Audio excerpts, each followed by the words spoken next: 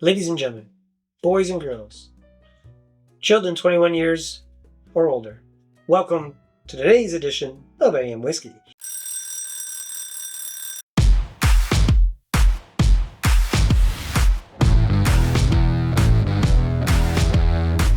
Aaron, what we got going on today? Well, we got a little bit of a treat here.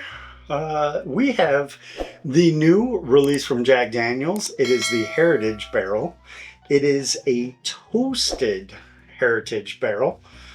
And I believe this is supposed to be a shelf-stable bottle coming up. I hear the first run, they got a little light yield compared to what they thought, but they're hoping to get more of these on the shelf. And from what I'm seeing, they're starting to hit shelves a little bit more frequently than when they first came out. All right, so 7 years in a toasted, lightly charred barrel. 100 proof. I like that it's 100 proof and not 90 America. in America. I do like the labels, right? It's got a barreled on date, it's got a dump date, right? I mean, it's... The square bottle Jack Daniels give you a lot of good information. Yeah, they sure do. Which and is it's nice. really good juice. But what it doesn't say is limited release, which is nice. Which is weird. Like, usually they say something like that on the front. Right, but that's why this is supposed to be a standard release. It's going to be like the barrel proof bourbon and barrel proof rye. It's going to be a new standard edition. At least that's what I've been told. It's just going to be their toasted product, right? Yep. Everyone's got a toasted Yep. product. Michter's got a toasted product. Elijah Craig's got a toasted product. What's their favorite toasted? It's from that place in Michigan, Fox and Odin. Yeah, well, that's not toasted. Well, that's not toasted. That's double oak.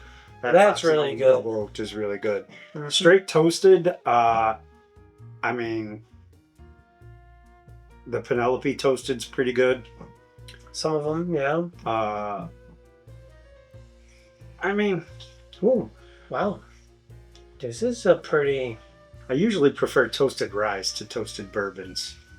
Yeah, I'm not usually a huge toasted bourbon. The hurdle is like the best ones usually give you a pretty good marshmallow note, but then nothing else. It's a pretty sweet nose. Vanilla. It is fairly sweet. I'm getting lots of brown sugar, Yeah. some barrel char, a little bit of ethanol here. A little bit. And just I that. almost get like a caramel creme brulee type thing. I'm getting a little bit of that marshmallow hit in the back, but I'm going to the top of the glass.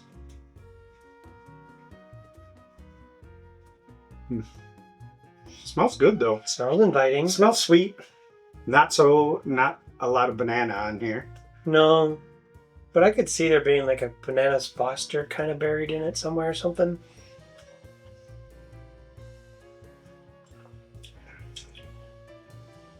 A little bit kind of thin on the palate. Not oily.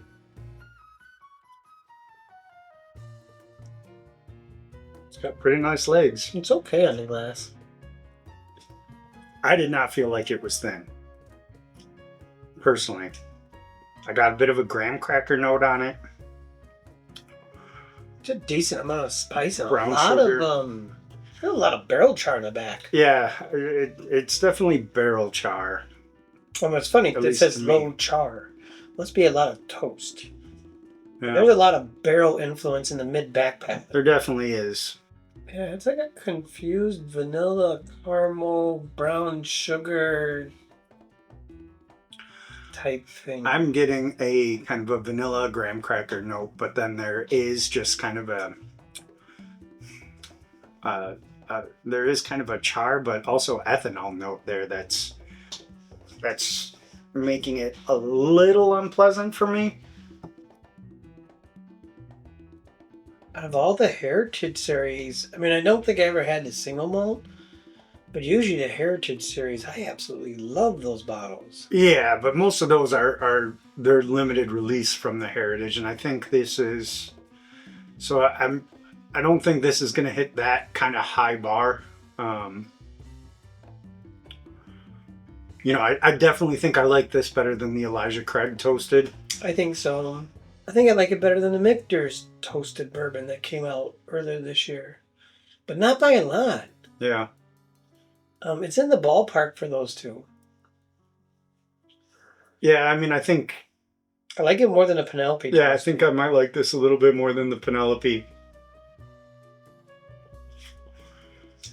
I think some of those rough edges that I'm getting will tamp down a little bit as we go on, and it'll bring out that kind of sweetness, and maybe those char notes will turn into kind of like that burnt banana bread crust that I get a lot of times on some Jack Daniels.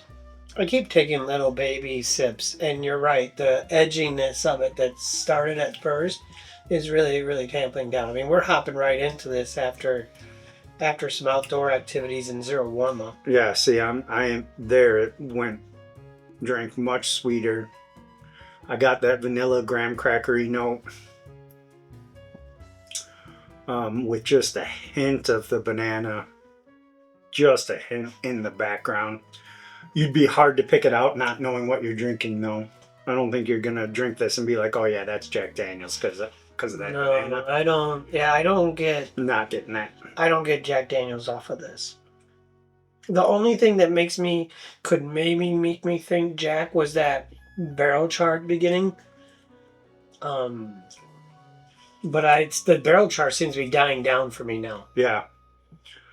The more I'm going back to it, I am getting that just kind of nice sweetness that you get from Jack Daniels. I am starting to enjoy this more the more I keep going back to it.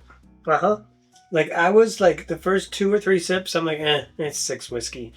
Now I find myself saying, maybe it's not 6 whiskey. Maybe this is 7 whiskey. Yeah, I think that's right where we're playing at, though, is that high 6s, low 7s range. Mm-hmm. That seems to be where I'm at. But I did, I had a few pours last night. Several of the pours I think I liked better than this, though. There's nothing wrong with it. I think it's a fine whiskey. I think for $60-$70, I think that's what MSRP is, like $69.99. Yeah. It's worth it. I don't think I would spend more than $100 for it. I don't think I'd spend more than $85-$90 for it. Yeah, no, I'm not really going to go secondary on this. If I can find it for retail, I'll pick it up. It's not one of those bottles where it's like I'm going to hunt this down and I might think about paying over. This is something that I'm going to look at retail or real close to retail for. It's not special whiskey by any means. It is good whiskey. What's funny is after having water and now drinking it, you're right. This does have a decent mouthfeel. It actually now, like after just having water in your mouth and the texture of water, and then having the texture, this makes this it's more viscous, it's creamier. It actually makes me appreciate it a whole lot more.